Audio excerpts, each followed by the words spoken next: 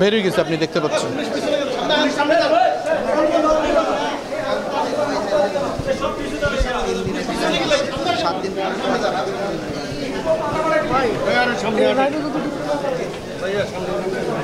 পিছনে চলে আসেন,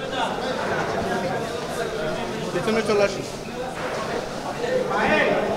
কিছুক্ষণ আগেই কিন্তু আদালতে তোলা হয়েছিল গ্রেপ্তার করে আদালতে তোলার পরে কিন্তু কিছুক্ষণ পরে তাকে 7 দিনের রিমান্ড আবেদন করা হয়েছিল। সেই আদালত তাকে 3 দিনের রিমান্ড মঞ্জুর করেন। এরপরেই কিন্তু আইনশৃঙ্খলা রক্ষাকারী বাহিনীর সদস্যরা তাকে আদালতের হাজতখানায় নিয়ে আসে। আমরা যেটি জানতে পেরেছি, আপনার মাধ্যমে দর্শকদের একটা বিষয় জানিয়ে রাখি। গত 9 তারিখ। ধন্যবাদ। আমি অ্যাডভোকেট সাজ্জাদ হোসেন, চট্টগ্রাম জেলাপার। আমি অ্যাডভোকেট সাজ্জাদ হোসেন, আইনজীবী, চট্টগ্রাম জেলা। এই মামলার আমাদের এমপি এম এ লতিফ সাহেব, যিনি সাবেক 3 বার নির্বাচিত প্রতিনিধি ছিলেন, তাকে গত 8 তারিখ আর্মি কর্তৃক ধৃত করার পরে তাদের হেফাজতে ছিল, কিন্তু ওনাকে আজকে একটা মামলা গ্রেপ্তার দেখানো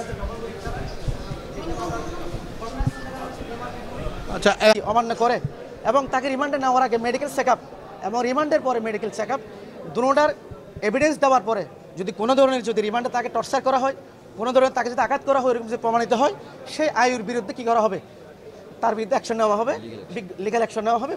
আমার আদালত সেটা সুনির্দিষ্ট করে বলে দিয়েছেন এখন আমরা রিমান্ড চেয়েছিল, কয়দিন রিমান্ড চেয়েছিল? রিমান্ড চেয়েছিল 8 দিন, সেখানে 3 দিন রিমান্ড মঞ্জুর করেছে। বললাম সেখানে কি হাইকোর্টের রুলটা মেনশন করতে বলছে। এখন তার শারীরিক ভিত্তি শুনেন, নির্যাতন ব্যতীত এই মামলায় তার ভিত্তি কোনো সুনির্দিষ্ট